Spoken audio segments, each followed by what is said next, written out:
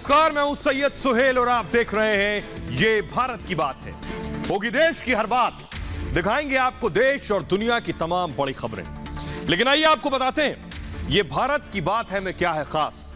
आज हम आपको क्या खास दिखाने वाले हैं। आज ये भारत की बात है में सबसे पहले बात करेंगे संसद में मंगल वॉर की, वो वॉर जिसकी पटकथा 111 दिन पहले संसद के मॉनसून सत्र के आखिरी दिन यानी 11 अगस्त को लिखी गई थी। उस वक्त तो सत्र का समापन हो गया था, लेकिन मॉनसून सत्र का बवाल शीत सत्र में नई तकरार के साथ सामने आ गया। राज्यसभा के सभापति ने कार्रवाई करते हुए हंगामा करने वाले 12 सांसदों को पूरे सत्र के लिए निलंबित कर दिया। जाहिर है निलंबित कल किया गया तो बवाल आज होना लाजमी था। बवाल बढ़ गया। निलंबित सांसदों ने इस फैसले का जमकर विरोध किया, या फिर ऐसे समझ लीजिए कि पहले तो गलती और फिर सीना जोरी पर उतर आए। लेकिन आज राज्यसभा के सभापति और देश के उपराष्ट्रपति वेंकैया नायडू ने इन 12 निलंबित सांसदों को ऐसा आईना दिखाया कि हर कोई देखता रह गया। लेकिन जरा सोचिए, क्या संसद वो जगह है जिस पर पूरे देश की नजर रहती है और वहां सांसद संसद की गरिमा को तार तार कर रहे थे? क्या देश के नागरिक इसे बर्दाश्त करेंगे? सांसदों के गलत आचरण, संवैधानिक पीठ का अपमान देशवासियों को गहरी पीड़ा देते हैं। कोई नहीं चाहता कि उसका चुना हुआ सांसद संसद के अंदर पन्ने उछाले, एक दूसरे को धक्का दे। यह कोई शख्स बर्दाश्त नहीं कर सकता। सांसदों से हमेशा संसद की गरिमा और उसकी मर्यादा की उम्मीद पूरा देश करता है, लेकिन इसके बावजूद निलंबित सांसद तो छोड़िए, विपक्ष के दूसरे नेता भी हंगामे पर उतर आए। आज इस मुद्दे पर संसद में क्या हुआ, किसने क्या आरोप लगाए, इसकी पूरी इनसाइड स्टोरी आपको बताएंगे। साथ ही आपको बताएंगे कि निलंबित सांसदों के तर्क पर सभापति ने जो जवाब दिया वो जवाब जरूर सुनिएगा।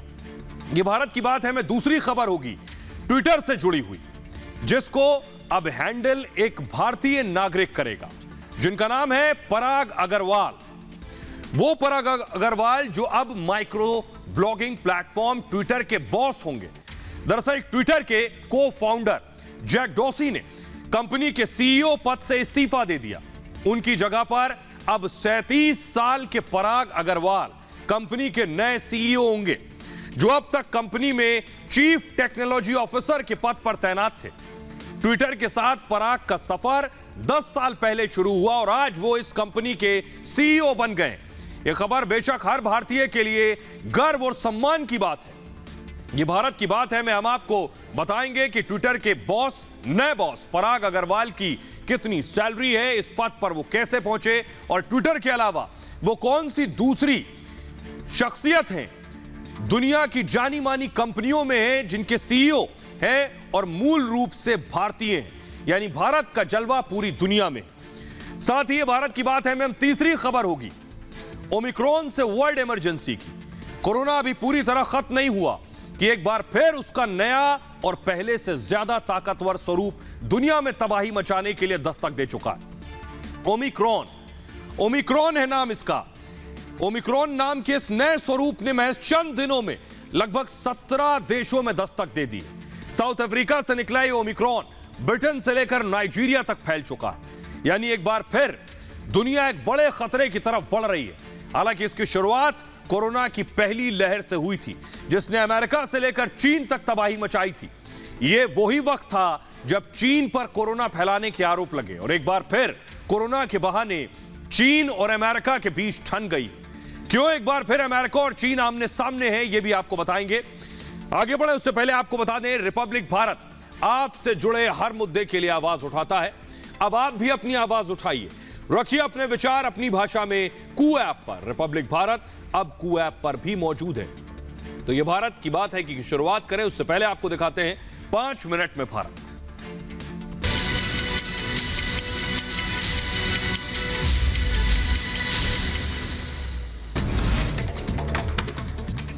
एमएसपी के मुद्दे पर सरकार ने बढ़ाया कदम।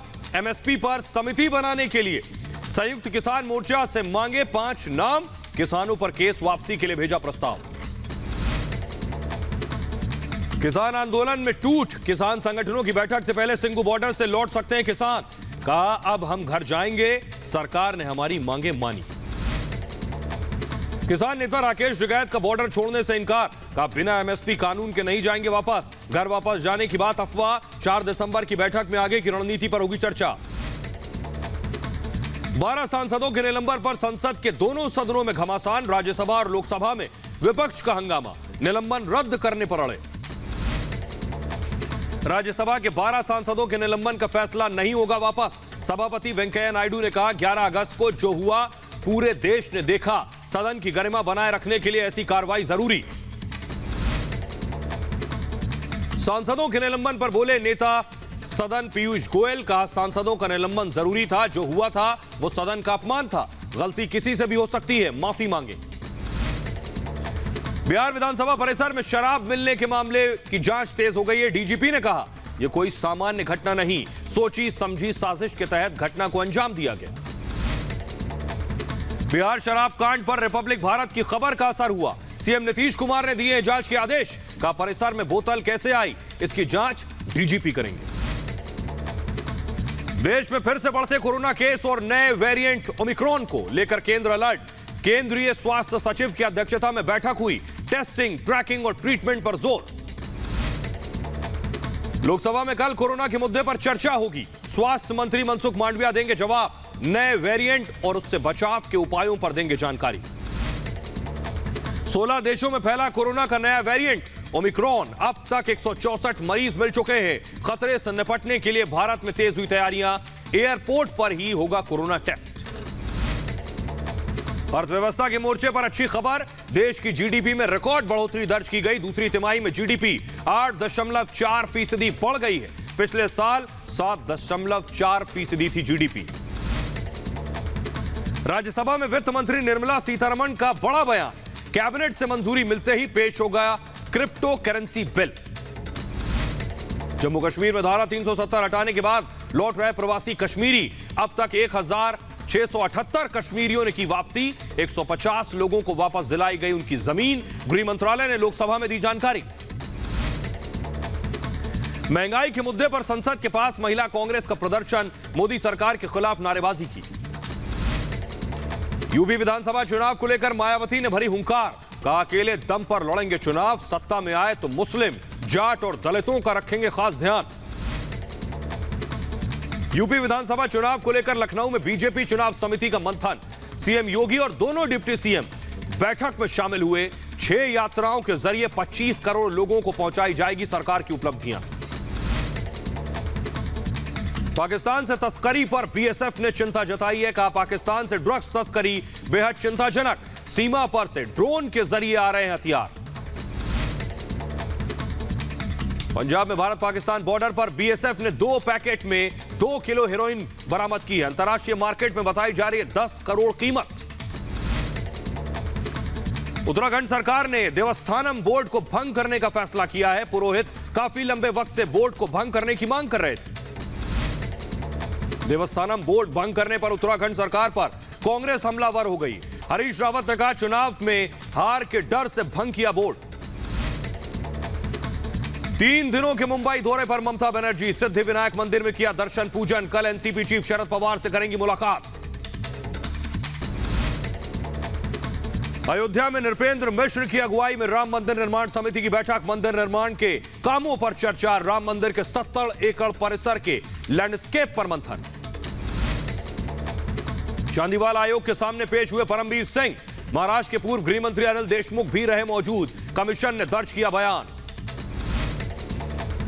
यूपी टीटी परीक्षा लीक मामले में योगी सरकार की बड़ी कार्रवाई। परीक्षा नियामक प्राधिकारी संजय उपाध्याय को निलंबित किया गया। बागपत से 1 और बिहार के गया से 4 आरोपी गिरफ्तार।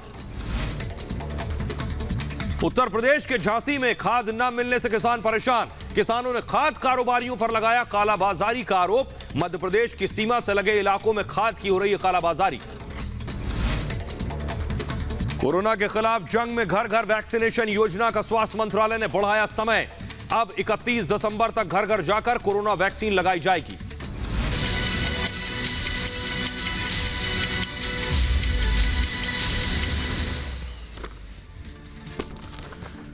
आइए शुरुआत कर रहे हैं आज की सबसे बड़ी खबर के साथ। और सबसे बड़ी खबर है, आज था मंगलवार और संसद में भी हुआ मंगलवार।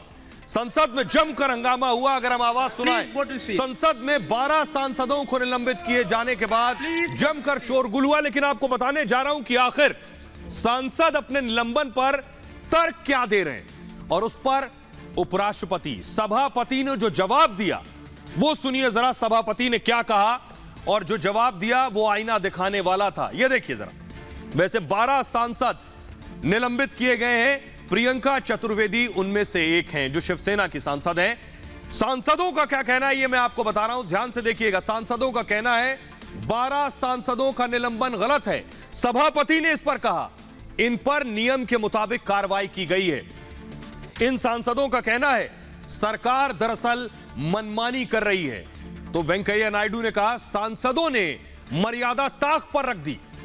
इनका कहना है सांसदों का आवाज दबाने की साजिश हो रही है। हम आवाज उठा रहे थे आम आदमी की, उसे दबाने की साजिश हो रही है। इस पर सभापति ने कहा सदन की कार्यवाही को आपने बाधित किया है। सांसदों का निलंबन वापस हो। जो 12 सांसद हैं उन्होंने और विपक्ष ने आवाज उठाई कि सांसदों का निलंबन वापस हो। उस पर उपराष्ट्रपति सभापति ने कहा निलंबन वापस नहीं होगा। अब देखिए सांसदों का तर्क यह है कि नियम 256 के तहत कार्रवाई करना गलत है। सभापति ने कहा नियम के तहत हुआ था निलंबन, जो नियम है उसी के अनुसार निलंबन हुआ है। सांसदों का कहना है कि मॉनसून सत्र में हंगामा किया था तो आखिर शीत सत्र में एक्शन क्यों हो रहा है। इस पर सभापति का कहना है कार्रवाई कभी भी हो सकती है, इसका सत्र से ताल्लुक नहीं। लेकिन उस पर जो दलील सांसदों ने दी कि सत्र खत्म हो गया, यानी मॉनसून सत्र खत्म हो गया, उसके बाद आप शीत सत्र में एक्शन क्यों ले रहे हैं, एक सत्र खत्म हो गया है। उस पर सभापति का कहना है कि राज्यसभा का कार्यकाल कभी खत्म नहीं होता, लोकसभा का खत्म होता है, राज्यसभा निरंतर चलती रहती है। यह बड़ा लॉजिक, बड़ा तर्क था सभापति का। सांसदों का कहना है यह लोकतंत्र की हत्या है। 12 सांसदों को निलंबित किया गया। सभापति ने कहा सांसदों ने देश को शर्मसार किया। सभापति ने कहा महिला मार्शलों पर हमला किया सांसदों ने। चेयरमैन को फैसला करने का अधिकार है, यह फैसला पूरे सदन का है और निलंबन का फैसला पारित हुआ है बाकायदा। निलंबन का फैसला आखिरी है और इसे बदला नहीं जा सकता है। आइए आपको सुनवाने जा रहा हूं मैं। जरा पहले तस्वीर दिखाऊं 11 अगस्त की, जिस हंगामे के बाद यह निलंबन हुआ। ये तस्वीरें देखिए, कैसे पेपर उछाले जा रहे थे, एक दूसरे के साथ धक्का मुक्की हो रही थी और सांसद देखिए कैसे वेल में आकर खड़े हो गए थे, मार्शल उन्हें रोक कर खड़े थे। सुनिए जरा निलंबित होने वाले सांसद क्या कह रहे हैं, सभापति क्या कह रहे हैं और बाकी विपक्ष क्या कह रहा है, सुनिए।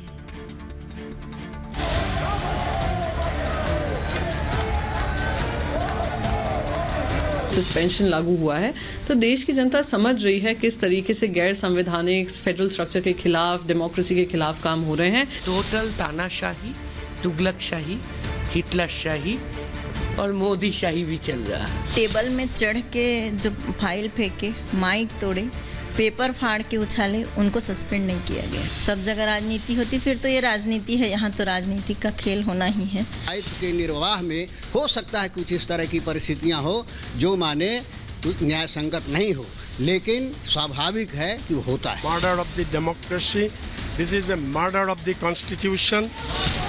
लोकतंत्र के मंदिर की गरिमा को तार तार करने वाले सांसदों को अपने किए पर अफसोस तक नहीं। संसद के वेल में घुस गए, धक्का मुक्की की, पेपर फाड़ डाले और उसे सदन में उछाल दिया, इस नाम पर कि वो जनता की आवाज उठा रहे थे। देश का कौन सा नागरिक होगा जो किसी सांसद के ऐसे बर्ताव से खुश होगा। सभापति वेंकैया नायडू ने जवाब दिया। You try to mislead the house, you disturbed the house, you ransacked the table and you also throw the papers on the chair and also you have got, some of them have gone down to the table and then you are giving me lessons. You are giving me lessons. You are giving me lessons. So this is not the way. It was the motion was moved. It was approved. Action is taken. It is final. लेकिन ताज्जुब की बात ये कि सांसदों पर action हुआ तो विपक्ष तिलमिला उठा। आपने एक सेलेक्टिव तरीके से और इसमें भी चुनाव का एंगल देख के कार्रवाई की, तो सदन के नियम कहां हैं? हर चीज में चुनाव देखना है? ये बाहुबली सियासत हो रहे हैं, इसको हम बहुमत की बाहुबली आराम से कह सकते हैं। ये बहुमत की बाहुबली के दौरान इस तरीके की हमला हो रहे हैं, ये हमारे लोकतंत्र के लिए बड़ा खतरा पैदा कर रहे हैं। इससे ज्यादा अलोकतांत्रिक व्यवहार हमने कभी नहीं देखा, इमरजेंसी के दिनों में भी नहीं देखा। तो जाहिर तौर पर ये नई वाली इमरजेंसी है जो लगाई नहीं जाती है, लग जाती है। ये अलोकतांत्रिक है और इनकी सस्पेंशन वापस होनी चाहिए। इन मेंबर्स को दोबारा से सदन के अंदर आने की अनुमति मिलनी चाहिए। जिस तरह से संसद की गरिमा को, सम्मान को नुकसान पहुंचाने की कोशिश कुछ लोगों ने की, उस पर किसी ने शर्मिंदगी व्यक्त करने के बजाय, खेद व्यक्त करने के बजाय उसको न्यायोचित ठहराते रहे, उसको जस्टिफाई करते रहे। तो इस बीच 12 सांसदों को निलंबित किया गया है, लेकिन शिवसेना की सांसद प्रियंका चतुर्वेदी ट्रोल हो रही हैं अपने एक पुराने ट्वीट को लेकर सोशल मीडिया पर। आइए आपको दिखाने जा रहे हैं। प्रियंका ने दरअसल कुछ वक्त पहले एक ट्वीट किया था जब बीजेपी के विधायकों को सस्पेंड किया गया था। उससे पहले आपको बताऊं कि कौन कौन से सांसद हैं जिन्हें सस्पेंड किया गया है और उन पर आरोप क्या है, ये देखिए जरा। टीएमसी की सांसद है डोला सेन, पश्चिम बंगाल से टीएमसी की राज्यसभा सांसद है डोला सेन। साथ ही सांसद के गले में लूप डालने का आरोप है, यानी फंदा डाला डोला सेन ने, यह आरोप है इन पर। फंदे का दूसरा सिरा पकड़कर उसकी नारेबाजी की, डोला सेन पर यह आरोप है। संसद में इसके बाद आगे की पंक्ति में डोला सेन पर इल्जाम है कि वो सीट के ऊपर चढ़ गई।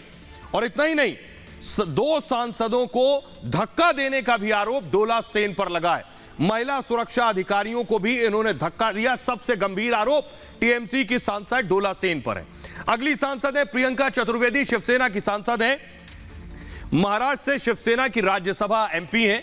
राज्यसभा में शिवसेना की उपनेता भी हैं प्रियंका, और कागज फाड़ने और चेयर की तरफ फेंकने का आरोप प्रियंका पर है, जिसके बाद इनके ऊपर कार्रवाई हुई है। अगली सांसद है कांग्रेस की फूलो देवी नेताम। छत्तीसगढ़ से कांग्रेस की राज्यसभा सांसद है और कागज फाड़कर चेयर की तरफ फेंकने का इनके ऊपर आरोप है। इन्होंने चेयर की तरफ कागज को फेंका, महिला मार्शल को खींचकर घसीटा और मारपीट की, ये इल्जाम इनके ऊपर है। इसके अलावा छाया वर्मा, जो कि कांग्रेस की राज्यसभा सांसद हैं, छत्तीसगढ़ से छाया वर्मा सांसद हैं। आपको बताऊं, सदन पटल की तरफ कागज फेंकने का आरोप छाया वर्मा पर है और महिला मार्शल को खींचकर घसीटा और मारपीट की, जिसके बाद सस्पेंड हुई है।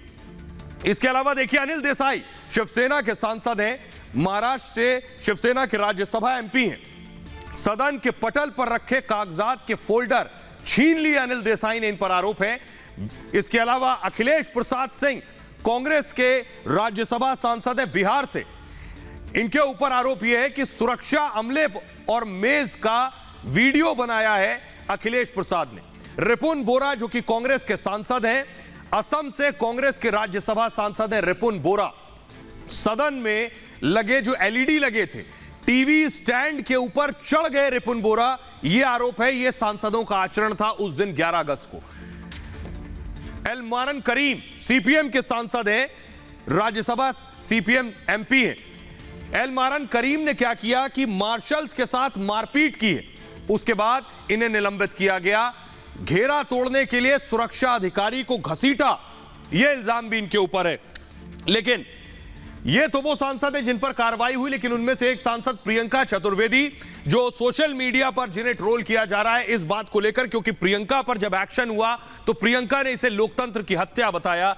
कुछ वक्त पहले आपको बताऊं कि महाराष्ट्र में बीजेपी विधायकों का निलंबन हुआ था इसी तरह से, तब प्रियंका ने एक ट्वीट किया था। ये देखिए, प्रियंका ने 5 जुलाई 2021 को ट्वीट किया था, जब महाराष्ट्र विधानसभा में बीजेपी के विधायकों को निलंबित किया गया था। प्रियंका ने तब लिखा था, महाराष्ट्र विधानसभा में कुर्सी का दुरुपयोग, बीजेपी के 12 विधायक 1 साल के लिए निलंबित। उन्होंने लिखा, दुर्व्यवहार कुछ के लिए जीवन का एक तरीका है। यानी प्रियंका ने उस वक्त इसे ठीक ठहराया था, ठीक बताया था।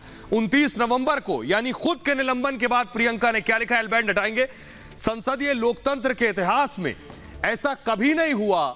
यह पूरी तरह से अलोकतांत्रिक, गैर कानूनी और असंवैधानिक है। यानी लोग कह रहे हैं प्रियंका के लिए जो उस वक्त सही था, खराब आचरण पर एक्शन लेना, वही खराब आचरण पर आज एक्शन लेना गलत कैसे हो गया। उन्होंने आगे लिखा, राज्यसभा से 12 सांसदों को सस्पेंड कर बीजेपी अब बहुमत के आंकड़े से आगे निकल गई है। यह प्रियंका का आपका ट्वीट है। प्रियंका आगे लिख रही, अब राज्यसभा से बिलों को आसानी से पारित करा सकती है। आइए वो तस्वीरें हम आपको दिखाने जा रहे हैं। बीजेपी के विधायकों के आचरण के बाद उन्हें जब निलंबित किया गया था, वो तस्वीरें देखिए। एम्बियंस के साथ मैं सुनाऊंगा। बीजेपी के विधायक कमरे के अंदर घुस गए थे, बताया गया, आरोप लगा कि मंत्री का कमरा था। ये नवाब मलिक ने तस्वीरें उस दौरान ट्वीट की थी और इन विधायकों पर एक्शन हुआ था और उस वक्त प्रियंका इसे जस्टिफाई कर रही थी। पूरी फुल स्क्रीन जरा तस्वीरें देखिए। ये तस्वीरें देख रहे हैं, एम्बियंस के साथ सुनाऊं अगर मैं। ये वो तस्वीरें हैं जिसके बाद बीजेपी के विधायकों को निलंबित किया गया था और उस दौरान इसे सही ठहराया जा रहा था। तो अब होने वाली कार्रवाई आखिर गलत कैसे? आइए अब आपको बताने जा रहे हैं, देश में पहली बार निलंबन नहीं हुआ। इससे पहले देश के इतिहास के पन्नों को पलट कर देखेंगे तो जब से सरकारें रही हैं तब से सांसद निलंबित होते रहे हैं। कोई सरकार पीछे नहीं, सबने इस तरह के कदम उठाए हैं। आपके सामने देखिए जरा, जो बवाल कर रहे हैं उनको भी जरा देखना चाहिए। इंदिरा गांधी की सरकार थी, सोचिए जरा, इंदिरा गांधी के दौर से निलंबन हो रहा है। इंदिरा गांधी के वक्त में राज्यसभा से राजनारायण को 1-2 बार नहीं 4 बार सस्पेंड किया गया था। देश के इतिहास के पन्नों में रिकॉर्ड दर्ज है कि 4 बार किसी सांसद को निलंबित नहीं किया गया। यह इंदिरा गांधी के दौर में हुआ था। 1966, 1967, 1971 और 1974 में सोचिए राजनारायण को 4 बार सस्पेंड किया गया। 1977 के चुनाव में राजनारायण ने इंदिरा गांधी को शिकस्त दी थी। उसके अलावा आपको बताएं, गोडे मुरारी 3 बार राज्यसभा से सस्पेंड हो चुके हैं इंदिरा गांधी के ही दौर में। दूर मत जाइए, राजीव गांधी का दौर आया 1989 में। संसदीय इतिहास का सबसे बड़ा निलंबन हुआ, सबसे ज्यादा सस्पेंशन हुए सांसदों के। 63 सांसद राजीव गांधी के दौर में निलंबित कर दिए गए थे। एक साथ इतना बड़ा निलंबन कभी नहीं हुआ। इंदिरा गांधी की हत्या पर रिपोर्ट पेश करने के दौरान हंगामा हुआ था, उसके बाद यह निलंबन हुआ था। मनमोहन सिंह का दौर देख लीजिए, 2010 में महिला आरक्षण बिल के दौरान 7 सांसद सस्पेंड कर दिए गए थे। उसके बाद 2013 में 12 सांसदों को मनमोहन सिंह की सरकार में सस्पेंड कर दिया गया था। 2014 में लोकसभा से 17 सांसदों को निलंबित कर दिया गया था। तो इतिहास में इस तरह के बर्ताव करने वालों पर एक्शन हुआ है। 2019 में ही लोकसभा के 45 सांसदों को सस्पेंड किया गया। और ये वो ग्राफिक्स मैंने आपको दिखाए जो आपने देखे कि कब कब इससे पहले सस्पेंशन हो चुका है। आइए अब अगली खबर की तरफ बढ़ते हैं और आपको दिखाने जा रहे हैं। बड़ी अगली खबर है ओमिक्रॉन से जुड़ी, कोरोना से जुड़ी हुई ओमिक्रॉन से वर्ल्ड इमरजेंसी आपको बताएं। लेकिन उससे पहले वर्ल्ड इमरजेंसी की स्थिति है, जरा सबसे पहले मैं आपको दिखाने जा रहा हूं। आइए कि कहां तक कोरोना पैर पसार चुका है वो जरा देखिए। दुनिया में कोरोना पैर पसार चुका है। फुल स्क्रीन में आपको जरा ग्राफिक्स दिखाऊंगा, देखिए जरा दुनिया में कहां तक। ये देखिए आपके सामने आ गया वो नक्शा कि कहां तक, किन देशों तक ये नया ओमिक्रॉन पहुंच गया है, जो 7 गुना ज्यादा तेजी से फैलता है ये ओमिक्रॉन। एक एक देश में आपको बता रहा हूं, ये देखिए जरा कहां तक फैला हुआ है। दूसरा देश आप देख रहे हैं, ये तीसरा आपके सामने है। चौथा ब्रिटेन तक फैल चुका है ओमिक्रॉन। ब्रिटेन के अलावा जर्मनी के अलावा जल्दी से मूव करेंगे इसे नीदरलैंड के अलावा 7वां देश डेनमार्क, जहां ओमिक्रॉन पहुंच चुका है। बेल्जियम ने में दस्तक दे दी ओमिक्रॉन ने। इजराइल तक पहुंच चुका है। इजराइल ने क्या एक्शन लिए आपको बताएंगे। इसके अलावा देखिए चेक रिपब्लिक में पहुंचा ओमिक्रॉन। ऑस्ट्रेलिया में भी ओमिक्रॉन के मामले सामने आए, 11 मामले। इटली में देखिए 12 मामले, 12वां देश है। 13वां देश है कनाडा, जहां ओमिक्रॉन पहुंचा है। फ्रांस 14वां देश है और 15वां देश जापान है, जहां ओमिक्रॉन की आहट है। ऑस्ट्रिया 16वां देश, 17 स्पेन है, जहां ओमिक्रॉन पहुंच गया। ये जो आप देख रहे हैं, देखिए कैसे ओमिक्रॉन ने दक्षिण अफ्रीका और अफ्रीकी देशों से बाकी दुनिया की तरफ पैर पसारने शुरू कर दिए। आइए आपको बताने जा रहा हूं कि दुनिया में कहां ओमिक्रॉन पहुंचा है और क्या एक्शन लिए गए। देखिए जरा जल्दी से आपको दिखा रहे हैं। सबसे पहले आपको दिखा रहे हैं साउथ अफ्रीका में। देखिए जरा 80 मामले सामने आए हैं, लॉकडाउन पर चर्चा हो रही है। ब्रिटेन में देखिए 3 मामले सामने आए हैं, पूरे देश में हाई अलर्ट जारी कर दिया गया है। ऑस्ट्रेलिया में 5 केस सामने आए हैं, बाकायदा नई गाइडलाइंस जारी हो चुकी हैं। जर्मनी में 2 केस सामने आए हैं, अफ्रीकी देशों पर पूरी तरह बैन लगा दिया उनकी फ्लाइट्स पर। 1 केस इटली में सामने आ चुका है और अफ्रीकी देशों की उड़ान पर रोक लगा दिया है। इजराइल में 2 मामले सामने आए हैं, अपनी सीमाएं इजराइल ने बंद कर दी हैं। 1 केस फ्रांस में अब तक सामने आया है, विदेश यात्रा न करने की फ्रांस ने सलाह दी अपने नागरिकों को। 2 मामले सामने आए कनाडा में, अफ्रीकी देशों पर ट्रैवल बैन कर दिया है और अफ्रीका आने जाने पर पाबंदी लगा दी है। जापान ने, जहां 1 मामला सामने आया, इसके अलावा देखिए जरा, इसके अलावा 19 केस सामने आए हैं, वहां 7 अफ्रीकी देशों पर बैन लगा दिया गया है। ये बोत्सवाना में बैन लगाया गया। नीदरलैंड्स में 13 मामलों की पुष्टि हुई है, नीदरलैंड्स ने भी एक्शन लिया। ये वो देश हैं जिन्होंने अब तक एक्शन ले लिया है। लेकिन बड़ी चीज ये, ओमिक्रॉन पूरी दुनिया में पैर पसार रहा है, लेकिन दूसरी तरफ अमेरिका और चीन आमने सामने आ गए। डॉक्टर फाउची ने चीन पर बड़े आरोप लगाए हैं, क्योंकि कोरोना पहले ही अमेरिका में बड़ी तबाही मचा चुका है। देखिए जरा रिपोर्ट।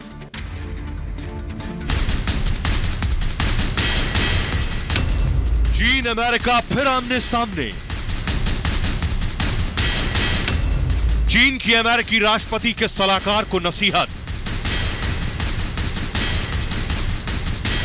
पूरी दुनिया ओमिक्रॉन की दस्तक से सहमी है और चीन अमेरिका में कोरोना को लेकर फिर ठन गई है। अमेरिका के राष्ट्रपति जो बाइडेन हैं और उनके मुख्य चिकित्सा सलाहकार डॉक्टर एंथनी फाउची ने एक बार फिर चीन पर हमला किया है।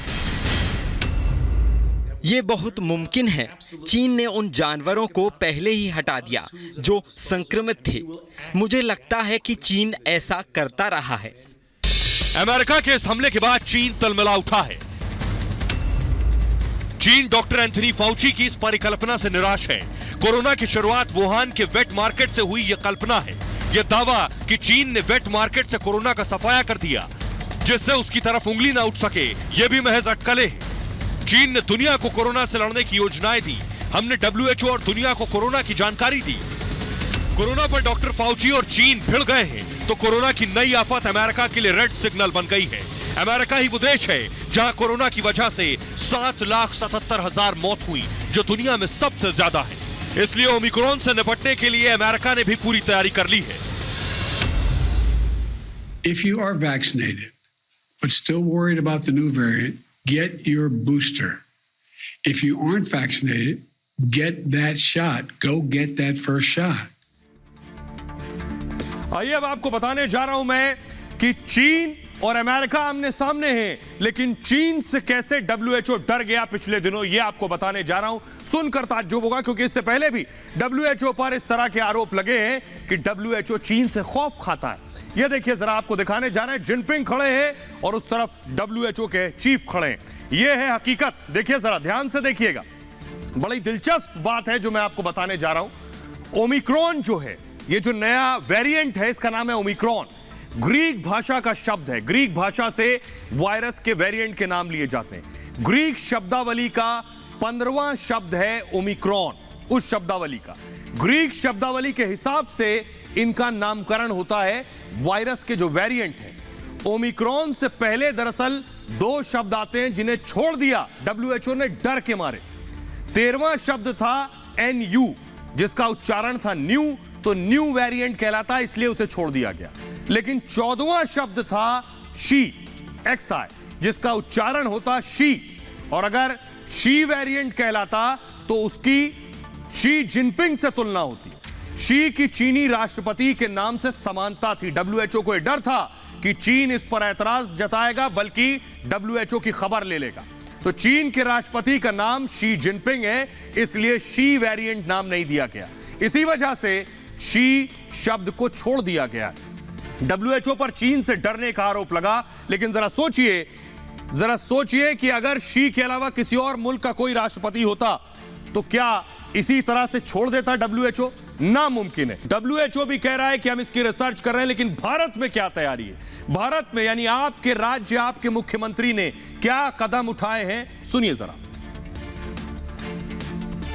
दुनिया के 14 कंट्री में पाया गया है और यहाँ उसका अभ्यास हो रहा है। इंडिया में अभी उसका कोई केस रिपोर्ट नहीं हुआ है, लेकिन दुनिया में जिस तरह से इस वायरस के संदर्भ में हमें सूचना मिली है उसको देखते हुए एक एडवाइजरी भी डिक्लेयर की गई है। पोर्ट पर हमने भी देखरेख रखना शुरू कर दिया है। कोई भी ऐसे संदिग्ध केस है तो उसको तुरंत ही चेक करके उसको जीनोमिक सीक्वेंसेस भी करा रहे हैं और देश में ये वेरिएंट ना आए इसलिए हर संभव प्रिकॉशन लिया जा रहा है। मैं फिर से उम्मीद करता हूँ कि ओमिक्रॉन वायरस ना आए, थर्ड वेव ना आए।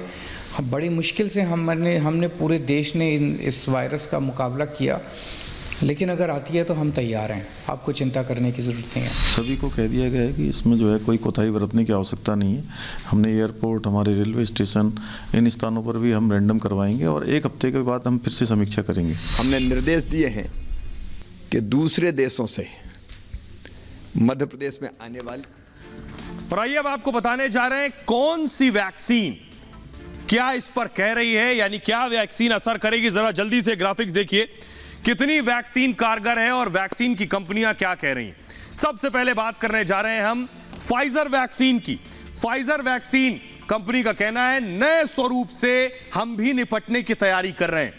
वैक्सीन कितनी कारगर है इस पर रिसर्च कर रहे हैं फिलहाल हम। फाइजर का कहना है एंटीवायरल पिल असरदार होगी, यानी फाइजर के पास एंटीवायरल पिल है, उसका कहना है यह पिल असरदार होगी। मॉडर्ना वैक्सीन कंपनी का कहना है बूस्टर शॉट हम तैयार कर रहे हैं, यानी जिन्हें वैक्सीन लग गई है उनके लिए बूस्टर शॉट तैयार कर रहे हैं। मॉडर्ना का डोज लेने वाले पूरी तरह सुरक्षित हैं। उनका कहना है कि लोग जल्द से जल्द वैक्सीन लगवा लें जिन्होंने नहीं लगवाई है। एस्ट्रोजेनेका वैक्सीन का कंपनी का कहना है एस्ट्रोजेनेका ओमिक्रॉन पर असरदार है। उनका कहना है नए कॉम्बिनेशन को भी हम टेस्ट कर रहे हैं कि आखिर उसमें कितनी प्रगति मिलती है। कॉम्बिनेशन में 2 एंटीबॉडी शामिल हैं और इसके अलावा स्पुतनिक कंपनी का कहना है ओमिक्रॉन के खिलाफ कारगर है यह स्पुतनिक वैक्सीन। नए स्वरूप का बूस्टर भी हम बना रहे हैं और स्पुतनिक के नए वर्जन पर भी काम कर रहे हैं। 45 दिन में नया वर्जन लॉन्च कर देंगे, स्पुतनिक वी का कहना है। आइए अब आपको जल्दी से बताने जा रहे हैं जो लोग नहीं जानते हैं इस नए कोरोना के लक्षण क्या है। ये आपके सामने मांसपेशियों में अगर दर्द हो रहा है तो कोरोना के सिम्टम्स हो सकते हैं इस ओमिक्रॉन के। गले में खराश इसके लक्षण है। सूखी खांसी आ रही है वो इसके लक्षण में शुमार है। सिरदर्द हो रहा है वो इसके सिम्टम्स हैं। थकान अगर आपको महसूस हो रही है तो भी इसके लक्षण है, जिसमें बुखार भी शामिल है। ये पुराना सिम्टम है जो कोरोना के दौर में होता था। लेकिन अब आप बच कैसे सकते हैं, इसका बचाव क्या है, ये आपको बताने जा रहा हूं। पहला बचाव और सबसे बड़ा बचाव है वैक्सीन जरूर लगवाएं, क्योंकि अभी रिसर्च हो रही है वैक्सीन कितनी कारगर है। भीड़ भाड़ से बचें, यानी कोरोना की उन गाइडलाइंस का पालन करें। इसके अलावा मास्क जरूर लगाएं। डॉक्टर्स बार बार कह रहे हैं बिना जरूरत घर से बाहर ना निकले, भीड़ भाड़ से दूर रहें। नियमित रूप से हाथ धोते रहें, जो पालन पहले आप कर रहे थे। नाक आंख में हाथ ना लगाएं, हाथ ना डालें, यह है इससे बचाव के तरीके। बहरहाल आगे बढ़ते हैं, बात ट्विटर की करते हैं। आपको जानकर खुशी होगी कि अब भारतीय करेगा ट्विटर को हैंडल। जी हां, ट्विटर को लेकर अक्सर देश में विवाद हुए, कभी ट्विटर सस्पेंड करने को लेकर। ये हैं पराग अग्रवाल, जो अब ट्विटर के नए सीईओ बन गए। तो पराग की तस्वीर आपने देख ली, आइए जरा मैं दिखाने जा रहा हूं पराग कौन है, कहां के रहने वाले हैं, कहां से पढ़ाई लिखाई की, जरा उनके बारे में जानिए। पराग अग्रवाल, देश के लिए फख्र की बात है कि एक हिंदुस्तानी ट्विटर का सीईओ बन गया है। अमूमन लोग नाराजगी जताते हैं उनका अकाउंट सस्पेंड होने के बाद।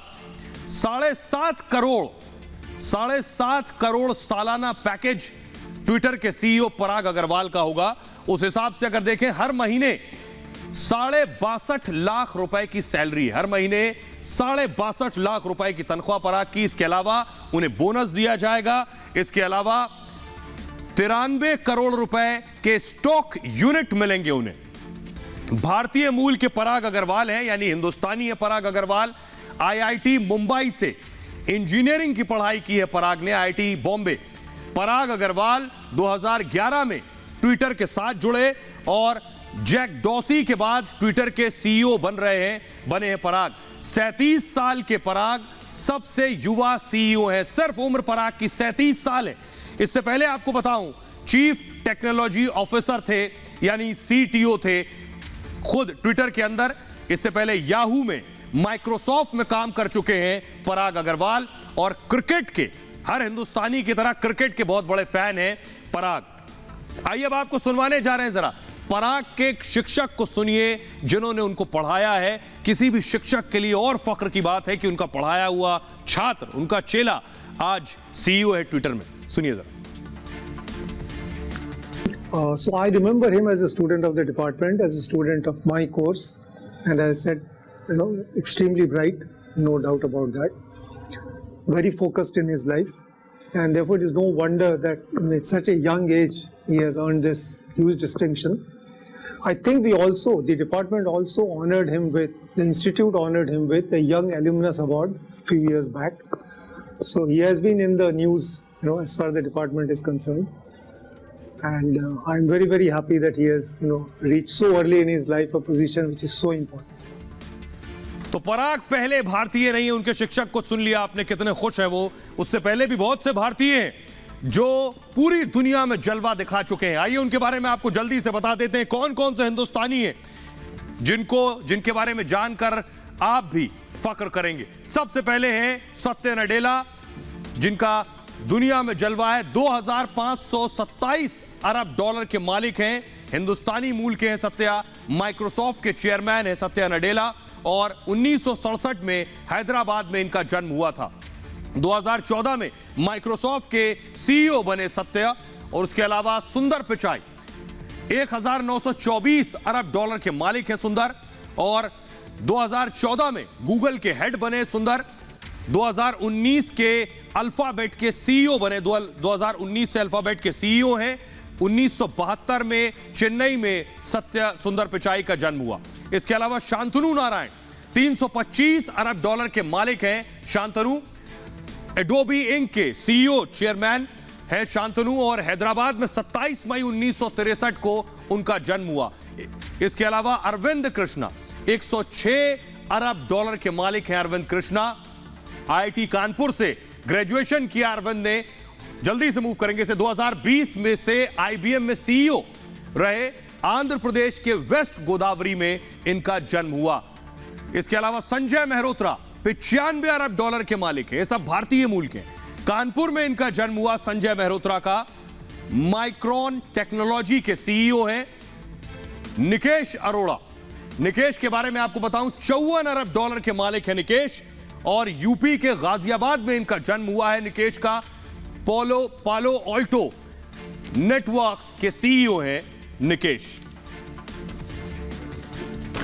ये भारत की बात है में इतना ही। अपना बहुत ख्याल रखिए। एक छोटे से ब्रेक के लिए रुक रहे हैं, लौट रहे हैं कुछ और बड़ी खबरों के साथ।